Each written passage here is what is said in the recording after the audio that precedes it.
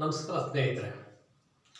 ಇಂದು ನಾವು 22ನೇ ಬಾರಿ ಅಂದರೆ 22ನೇ ದಿನ ಭೇಟಿ ಆಗ್ತಾ ಇದ್ದೇವೆ. ಇಂದು ಹ್ಯಾಡೆಂಟ್ ಅನ್ನುವ ಕ್ರಿಯಾಪದದ ಅರ್ಧ ಭಾಗವನ್ನು ತಿಳ್ಕೊಳ್ಳೋಣ. ಅರ್ಧ ಭಾಗ ಅಂದರೆ ಐ ಪಿ ಯು ಯು. ಉಳಿದ ಅರ್ಧ ಭಾಗವನ್ನು ಮುಂದಿನ ತರಗತಿಯಲ್ಲಿ ತಿಳಿದುಕೊಳ್ಳೋಣ. ಹ್ಯಾಡ್ ಅಂತ ಅಂದರೆ ಸಕಾರಾತ್ಮಕ. Example, I have eaten. Hadn't ಅಂದರೆ ಐ ಹ್ಯಾಡೆಂಟ್ ಈಟನ್ ಅಂತ ನೋಡಿ. ಇದನ್ನು ಇದಕ್ಕೆ ಇಂಗ್ಲೀಷಲ್ಲಿ ಹ್ಯಾಡು ಹ್ಯಾಡೆಂಟ್ ಇವೆರಡು ಪಾರ್ಟಿಸಿಪಲ್ ಅಷ್ಟೇ. ಇದ್ರ ಬಗ್ಗೆ ನೋಡೋಣ. ನೋಡಿ ಸ್ವಲ್ಪ ನೋಡಿ. ಐ ಹ್ಯಾಡೆಂಟ್ ಈಟನ್ ಆರೆಂಜ್ ಅಂದರೆ ತಮ್ಮ ಹಿಂದಿನ ತರಗತಿಯಲ್ಲಿ ಹೇಳಿದ್ದೆ, ಐ ಹ್ಯಾಡ್ ಈಟನ್ ಮ್ಯಾಂಗೋ. ಯಾರೋ ಕೇಳ್ತಾರೆ, ಏನಪ್ಪ ಆರೆಂಜ್ ತಿಂದಿದ್ಯಾ ಅಂತ ಕೇಳ್ತಾರೆ ಹುಡುಗನಿಗೆ. ಅವ ಹೇಳ್ತಾನೆ, ಐ ಹ್ಯಾಡೆಂಟ್ ಈಟನ್ ಆರೆಂಜ್. ನಾನು ಕಿತ್ತಳೆ ಹಣ್ಣನ್ನು ತಿಂದಿರಲಿಲ್ಲ. Hadn't you eaten orange. ನೀನು ಕಿತ್ತಳೆ ಹಣ್ಣನ್ನು ತಿಂದಿರಲಿಲ್ಲವಾ?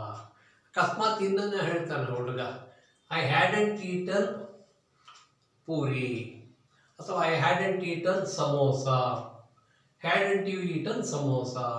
ನಾನು ಪೂರಿ ತಿಂದಿದ್ದೆ, ಸಮೋಸ ತಿಂದಿರಲಿಲ್ಲ. ನಾನು ಆರೆಂಜ್ ತಿಂದಿದ್ದೆ, ಮ್ಯಾಂಗೋ ತಿಂದಿದ್ದೆ, ಆರೆಂಜ್ ತಿಂದಿರಲಿಲ್ಲ. ಇಷ್ಟೇ ನೋಡಿ. I hadn't eaten orange, hadn't you eaten orange. ನಾನು ಕಿತ್ತಳೆ ಹಣ್ಣನ್ನು ತಿಂದಿರಲಿಲ್ಲ, ನೀನು ಕಿತ್ತಳೆ ಹಣ್ಣನ್ನು ತಿಂದಿರಲಿಲ್ಲವಾ? ಹಾಗೆಯೇ I hadn't eaten samosa, hadn't you eaten samosa. ನಾನು ಸಮೋಸ ತಿಂದಿರಲಿಲ್ಲ, ನೀನು ಸಮೋಸ ತಿಂದಿರಲಿಲ್ಲವಾ? ನೆಕ್ಸ್ಟ್ ನೋಡಿ, ವಿ ಹ್ಯಾಡೆಂಟ್ ಈಟನ್ ಆರೆಂಜ್. ನಾವು ಕಿತ್ತಳೆ ಹಣ್ಣನ್ನು ತಿಂದಿರಲಿಲ್ಲ. Hadn't you eaten orange. ನೀವು ಕಿತ್ತಳೆ ಹಣ್ಣನ್ನು ತಿಂದಿರಲಿಲ್ಲವಾ? ಅವರು ಹೇಳ್ತಾರೆ ಮಕ್ಕಳು, ವಿ ಹ್ಯಾಡೆಂಟ್ ಈಟನ್ ಸಮೋಸ. ನಾವು ಸಮೋಸ ತಿಂದಿರಲಿಲ್ಲ.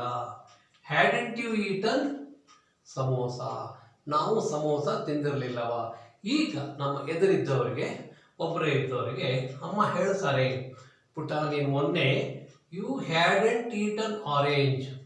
ನೀನು ಆರೆಂಜ್ ತಿಂದಿರಲಿಲ್ಲ, ಆರೆಂಜ್ ಹಾಗೆ ಇತ್ತು. ಹುಡುಗ ಹೇಳ್ತಾನೆ, ಹ್ಯಾಡೆಂಟ್ ಐ ಈಟನ್ ಆರೆಂಜ್. ನಾನು ಆರೆಂಜ್ ತಿಂದಿರಲಿಲ್ಲ ಅಂದರೆ ನೀನು ಕಿತ್ತಳೆ ಹಣ್ಣು ತಿಂದಿರಲಿಲ್ಲ, ನಾನು ಕಿತ್ತಳೆ ಹಣ್ಣನ್ನು ತಿಂದಿರಲಿಲ್ವಾ? ಅಮ್ಮ ಏನು ಹೇಳ್ತಾರೆ, ಯು ಹ್ಯಾಡೆಂಟ್ ಈಟನ್ ಪೂರಿ. ನೀನು ಪೂರಿ ತಿಂದಿರಲಿಲ್ಲ. ಹುಡುಗ ಹೇಳ್ತಾನೆ, ಹ್ಯಾಡೆಂಟ್ ಐ ಈಟನ್ ಪೂರಿ. ನಾನು ಪೂರಿ ತಿಂದಿರಲಿಲ್ಲವಾ?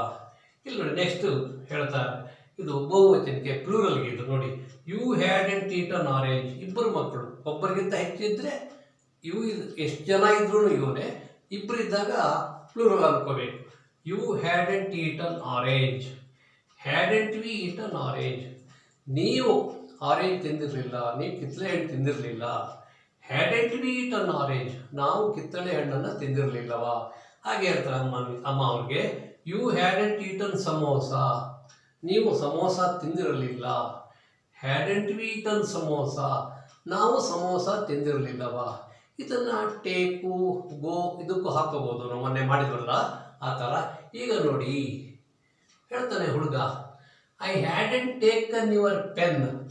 ಏ ಮಾರಾಯ, ನಿನ್ನ ಬುಕ್ ತಗೊಂಡಿದ್ದೆ ನಾನು, ನಿನ್ನ ಪೆನ್ ತಗೊಂಡಿರಲಿಲ್ಲ. ಆವಾಗ ಅವ್ರ ಫ್ರೆಂಡ್ ಹೇಳ್ತಾರೆ, hadn't you taken my pen. ಆಯ್ತಾ? ಆ ಪೆನ್ ಇಟ್ಟಿರ್ತಾರೆ, ತಂದೆ ಇಟ್ಟಿರ್ತಾರೆ, ನನ್ನ ಪೆನ್ ತಗೊಂಡಿದ್ದೇನಪ್ಪ. ಇಲ್ಲ ಡ್ಯಾಡ್, ಬುಕ್ ತಗೊಂಡಿದ್ದೆ, ಪೆನ್ ತಗೊಂಡಿರಲಿಲ್ಲ. I hadn't taken your pen, hadn't you taken my pen. ನಾನು ನಿಮ್ಮ ಪೆನ್ನ ತೆಗೆದುಕೊಂಡಿರಲಿಲ್ಲ, ನೀನು ನನ್ನ ಪೆನ್ನನ್ನು ತೆಗೆದುಕೊಂಡಿರಲಿಲ್ಲವಾ? ಹಾಗೆ ನೋಡಿ, I hadn't gone to Hubli, hadn't you gone to Hubli. ನಾನು ಹುಬ್ಬಳ್ಳಿಗೆ ಹೋಗಿರಲಿಲ್ಲ, ನೀನು ಹುಬ್ಬಳ್ಳಿಗೆ ಹೋಗಿರಲಿಲ್ಲವಾ? ಹಾಗೆ ಒಬ್ಬರಿಗಿಂತ ಹೆಚ್ಚಿಗೆ ಇದ್ದಾಗ ಹುಡುಗರು ಹೇಳ್ತಾರೆ, we hadn't taken your pen, hadn't you taken my pen. ನಾವು ನಿಮ್ಮ ಪೆನ್ ತಗೊಂಡಿರಲಿಲ್ಲ. ಮಕ್ಕಳು ಹೇಳ್ತಾರೆ ಪೇರೆಂಟ್ಸ್ಗೆ, hadn't you taken my pen. ಅಪ್ಪ ಕೇಳ್ತಾರೆ, ನನ್ನ ಪೆನ್ ತಗೊಂಡಿರ್ಲಿಲ್ಲಮ್ಮ. ಅಥವಾ ಅಮ್ಮ ಕೇಳ್ತಾರೆ, ನನ್ನ ಪೆನ್ ಇಟ್ಟಿದ್ದೆ ಕಾಣಲಿಲ್ವಲ್ಲ ಅಂತ. ಮಕ್ಕಳು ಹೇಳ್ತಾರೆ, we hadn't taken your pen, hadn't you taken my pen. ಓ, ನಾವು ನಿಮ್ಮ ಪೆನ್ ತಗೊಂಡಿರಲಿಲ್ಲ, ನೀವು ನನ್ನ ಪೆನ್ ತೆಗೆದುಕೊಂಡಿರಲಿಲ್ವಾ? ಹಾಗೆ ನೋಡಿ ಹೇಳ್ತಾರೆ, we hadn't gone to Hubli. ನಾವು ಹುಬ್ಳಿಗೆ ಹೋಗಿರಲಿಲ್ಲ. Hadn't you gone to Hubli. ನೀವು ಹುಬ್ಬಳ್ಳಿಗೆ ಹೋಗಿರಲಿಲ್ವಾ? ಹಾಗೆ ನೋಡಿ. ನೆಕ್ಸ್ಟು ಇದು ಸಿಂಗುಲರ್ ಒಬ್ಬರೇ ಇದ್ದಾಗ ಅಮ್ಮ ಹೇಳ್ತಾರೆ ನೋಡಿ, you hadn't taken my pen. ನೀನು ನನ್ನ ಪೆನ್ ತೆಗೆದುಕೊಂಡಿರಲಿಲ್ಲಪ್ಪ, ಇಲ್ಲೇ ಇತ್ತು. ಹುಡುಗ ಹೇಳ್ತಾನೆ, hadn't I taken your pen. Mummy, ನಾನು ನಿಮ್ಮ ಪೆನ್ ತೆಗೆದುಕೊಂಡಿರ್ಲಿಲ್ವಾ? ಇಲ್ಲ ಕಣ್ ಮಗು, ಇಲ್ಲೇ ಇತ್ತು ಅದು, ನಾನು ಕನ್ಫ್ಯೂಸ್ ಮಾಡ್ಕೊಂಡಿದ್ದೆ. You hadn't taken my pen, hadn't I taken your pen. ನಾನು ನಿಮ್ಮ ಪೆನ್ನು ತೆಗೆದುಕೊಂಡಿಲ್ಲ, ಲೇಖನಿ ಅಂತಾರೆ ಕೆಲವು ಕಡೆ ಇದಕ್ಕೆ. ಬಟ್ ಕಾಮನ್ ವರ್ಡ್ ಪೆನ್ನೆ. ಪೆನ್ನು ಪೆನ್ಸಿಲ್ಗೆ ಬೇರೆ ಕನ್ನಡ ಹಾಕೋದಕ್ಕಿಂತ ಇಂಗ್ಲೀಷೇ ಒಳ್ಳೆಯದು. You hadn't taken my pen, hadn't I taken your pen. ನೀನು ನನ್ನ ಪೆನ್ನನ್ನು ತೆಗೆದುಕೊಂಡಿರಲಿಲ್ಲ, ನಾನು ನಿಮ್ಮ ಪೆನ್ನನ್ನು ತೆಗೆದುಕೊಂಡಿರಲಿಲ್ಲವಾ? ಈಗ ಗೋ ಬಗ್ಗೆ ನೋಡಿ, you hadn't gone to Hubli. ನೀನು ಹಿಂದಿನ ಸಾರಿ ಹುಬ್ಳಿಗೆ ಹೋಗಿರಲಿಲ್ಲ ಮಗು, ನೀನು ಬೆಂಗಳೂರು ಹೋಗಿದ್ದೆ. Hadn't I gone to Hubli. ನಾನು ಹುಬ್ಳಿಗೆ ಹೋಗಿರಲಿಲ್ವಾ? ನೀನು ಹುಬ್ಬಳ್ಳಿಗೆ ಹೋಗಿರಲಿಲ್ಲ, ನಾನು ಹುಬ್ಬಳ್ಳಿಗೆ ಹೋಗಿರಲಿಲ್ವಾ? ನೋಡಿ, ಯು ಭಾಳ ಜೋಪಾನಾಗಿ ಪ್ರಶ್ನೆ ಮಾಡ್ಕೋಬೇಕಾಗ್ತದೆ. You hadn't gone to Hubli, hadn't I gone to Hubli. ನಿಮಗೆ ಹಿಂದೆ ಹೇಳಿದ್ದೇನೆ, ಯು ಹ್ಯಾಡೆಂಟ್ ಅಂದರೆ ಹ್ಯಾಡೆಂಟ್ ಯು ಅಂತ ಕೇಳ್ತಿದ್ರು ಮಕ್ಕಳು ಅಂತ. ಇದನ್ನು ಸ್ವಲ್ಪ ನನ್ನ ವಿದ್ಯಾರ್ಥಿಗಳು ಅದನ್ನು ಅವಾಯ್ಡ್ ಮಾಡ್ತಾರೆ. ದಯವಿಟ್ಟು ಇದನ್ನು ಪ್ರಾಕ್ಟೀಸ್ ಮಾಡಬೇಕು. ನೋಡಿ, you hadn't gone to Hubli, hadn't I gone to Hubli. ನೀನು ಹುಬ್ಬಳ್ಳಿಗೆ ಹೋಗಿರಲಿಲ್ಲ, ನಾನು ಹುಬ್ಬಳ್ಳಿಗೆ ಹೋಗಿರಲಿಲ್ವಾ? ಒಬ್ಬರಿಗಿಂತ ಹೆಚ್ಚೇ ಇದ್ದಾಗ ಅಮ್ಮ ಹೇಳ್ತಾರೆ, ಅದು ಹೇಳ್ತಾರೆ ನೋಡಿ, you hadn't taken my pen. ಮಕ್ಕಳ, ನೀವು ನಮ್ಮ ಪೆನ್ ತೆಗೆದುಕೊಂಡಿಲ್ಲ, ಬರ್ರಿ, ನನ್ನ ಟೇಬಲ್ ಮೇಲೆ ಇತ್ತು, ನಾನು ನೋಡಿರಲಿಲ್ಲ ಅಂತ ಹೇಳ್ತಾರೆ ಅಮ್ಮ.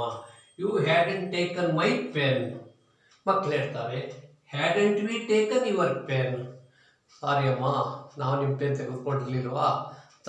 ಇಲ್ಲ ಮಕ್ಕಳ, ನೀವು ತೆಗೆದುಕೊಂಡಿರಲಿಲ್ಲ, ಅದಲ್ಲೇ ಇತ್ತು ನೋಡಿ. ಆಮೇಲೆ ಗೋ ಬಗ್ಗೆ, ಅದು ಗಾನ ಆಗುತ್ತೆ ನೋಡಿ, you hadn't gone to Hubli. ಮಕ್ಕಳ, ನೀವು ಹುಬ್ಳಿಗೆ ಹೋಗಿರಲಿಲ್ಲ. Hadn't we gone to Hubli. ನಾವು ಹುಬ್ಬಳ್ಳಿಗೆ ಹೋಗಿರಲಿಲ್ವ ಅಂದರೆ you had gone to Bangalore, had we gone to Bangalore. ಜ್ಞಾಪಕ ಇಟ್ಕೋಬೇಕು ನೋಡಿ. ಎಗೈನ್ ಇದು ನಾವು ತುಂಬ ಪ್ರಾಕ್ಟೀಸ್ ಮಾಡ್ಕೊಂಡು, ಅಂದರೆ ಪ್ರತಿ ಪರ್ಸನ್ಗೆ ಆರೆಂಜ್ ನಾವು ಮೊದಲಿಂದ ನೆಗೆಟಿವ್ ಆರೆಂಜ್ ಇಟ್ಕೊಂಡ್ಬಂದಿದ್ದೇವೆ. ಇನ್ನೊಮ್ಮೆ ಹೇಳ್ಬಿಡ್ತು ನೋಡಿ, I hadn't eat an orange, hadn't you eat an orange. ನಾನು ಕಿತ್ತಳೆ ಹಣ್ಣನ್ನು ತಿಂದಿರಲಿಲ್ಲ, ನೀನು ಕಿತ್ತಳೆ ಹಣ್ಣನ್ನು ತಿಂದಿರಲಿಲ್ಲವ. Next, we hadn't eat an orange, hadn't you eat an orange.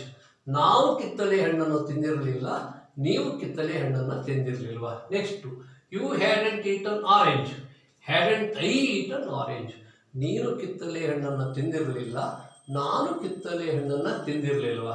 Next, ಇಬ್ಬರು ಒಬ್ಬರಿಗಿಂತ ಹೆಚ್ಚೇ ಇದ್ದಾಗ, you hadn't eat an orange, hadn't we eat an orange. ನೀವು ಕಿತ್ತಳೆ ಹಣ್ಣನ್ನು ತಿಂದಿರಲಿಲ್ಲ, ನಾವು ಕಿತ್ತಳೆ ಹಣ್ಣನ್ನು ತಿಂದಿರಲಿಲ್ವಾ? ನಾವು ಬರೀ ಟೇಕು, ಗೋ, ಈಟ್ ಇದು ಇಷ್ಟು ತೆಗೆದುಕೊಂಡಿದ್ವಿ.